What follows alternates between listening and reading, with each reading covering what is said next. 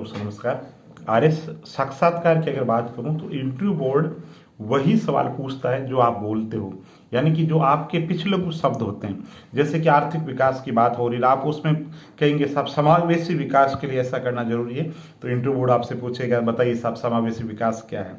इसी तरीके से आप किसी टॉपिक के दौरान बीच में गांधी जी को लाते हैं, एपीजे अब्दुल कलाम को कोट करते हैं या नेहरू जी को कोट करते हैं, तो निश्चित रूप से इंटरव्यू के अंदर बहुत ज़्यादा प्रायिकता है कि उनसे संबंधित सवाल पूछे जाएं।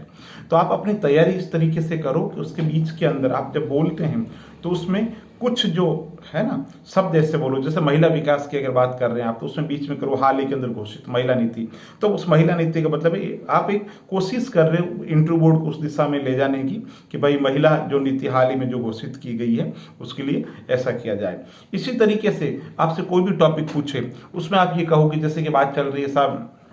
संविधान की बात चल रही है, ठीक है, और संविधान की जब बात चल रही है उसके अंदर बीच के अंदर आप कहोगे साहब कि संविधान के आधारभूत ढांचे में से एक महत्वपूर्ण विशेषता है धर्मनिरपेक्षता, है ना,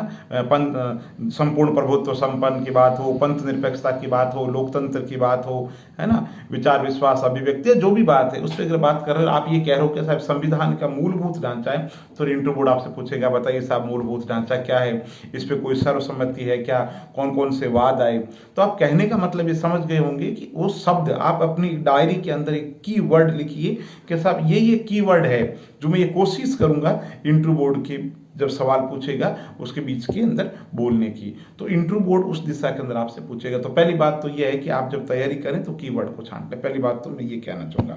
दूसरी बात मैं ये कहूँगा जो आपका गृह जिला है उसको आप अच्छे तरीके से तैयार करके जाओ। कुछ लोग कहते हैं साहब उनके पास बायोडाटा होता भी नहीं है, होता है कि नहीं होता है, तो नहीं भी होता है, मैं कहता हूँ मान लीजिए कि नहीं होता है क्योंकि लिखते नहीं, कहीं आपसे पूछते नहीं। लेकिन जब आपसे पूछेंगे कि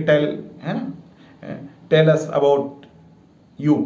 या आप अपने बारे में बताओ, ठीक है, तो आप क्या कहोगे, ये तो बताओगे, ये थोड़ी कहोगे मेरा नाम क ख ग है, मैं क ख ग जिले का रहने वाला हूँ। आप यही तो कहोगे साहब मैं नागौर से हूँ, मैं बीकानेर से हूँ, मैं जोधपुर से हूँ। तो नेचुरली वहाँ से फिर पूछेंगे आपसे कि साहब बीकानेर के महत्वपूर्ण व्यक्तित्व बताओ, बीकानेर के महत्वपूर्ण साहित्यकार बताओ, बीकानेर के प्रमुख सांस्कृतिक जो संस्थाएं हैं वो कौन कौन से काम कर रही है वो बताओ, बीकानेर की विशेषताएं बताओ। तो विशेषता में फिर आप अलग तरीके से कह सकते हैं कि साहब सांस्कृतिक दृष्टि से ये विशेषता है, राजनीतिक दृष्टि से बीकानेर इसके लिए है, और धार्मिक दृष्टि से देखें तो ये है, इतिहास की दृष्टि से ये है, इतिहास में प्राचीन दृष्टि से ये, मध्यकाल की दृष्टि से ये, और आधुनिक दृष्टि से ये है। अब उसके अंतर्गत वापस वही बात बीकानेर की जब बात आती है, ठीक, तो आपसे पूछा जाए कि साहब क्या विशेषता, तो आप कहोगे साहब बीकानेर सांप्रदायिक सद्भाव के लिए है ना, बीकानेर की पाटा संस्कृति, फिर वो पूछेंगे पाटा संस्कृति क्या, तो वो शब्द आपको उछालने हैं, है ना। जैसे कि नागौर है, नागौर की अगर जब बात है तो आप बताते हैं नागौर के अंतर्गत 8-10 पॉइंट डालेंगे, तो उन्हीं पॉइंटों में से संबंधित जो सवाल वो आपसे पूछे जाएंगे। तो गृह जिले के अंतर्गत भी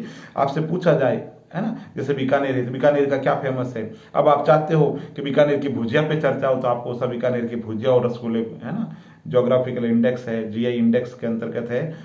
टैग है, और बहुत ही अच्छी संभावना है एफएमसीजी इंडस्ट्री के अंदर बीकानेर के अंदर। तो कहने का मतलब कैसे पूछेंगे बीकानेर भुजिया। आप चाहते हो कि नहीं साहब बीकानेर की बात हो और आप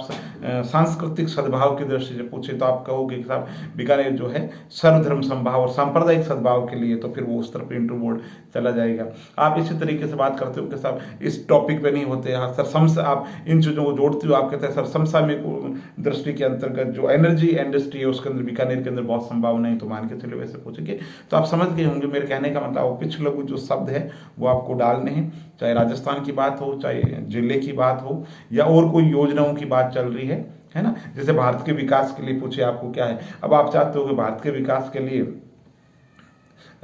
इस टॉपिक पे, है ना, चर्चा हो, तो उस टॉपिक है आपको, जैसे आपको कह देना साहब जैसे मनरेगा जैसी योजनाएं चलाई जाए तो फिर वो मनरेगा पे पूछ लेंगे। आपको साहब मुद्रा योजना चल रही तो मुद्रा जैसी योजनाएं चल रही है तो फिर मुद्रा पे पूछ लेंगे। यानी कि जिस टॉपिक पे आपकी बहुत अच्छी पकड़ है उस टॉपिक पे आप बहुत अच्छे तरीके से वो वर्ड उछाल दीजिए। लेकिन वही बात है, जो शब्द आप उछाल रहे हो उस शब्द पे आपकी तैयारी बहुत ही अच्छे तरीके से होनी चाहिए। जैसे कि अगर आप बात करते हो कि साहब स्वामी विवेकानंद ने ये कहा किसी टॉपिक पे, तो फिर विवेकानंद जी पे आपकी बहुत अच्छी पकड़ होनी चाहिए। बहुत बहुत धन्यवाद।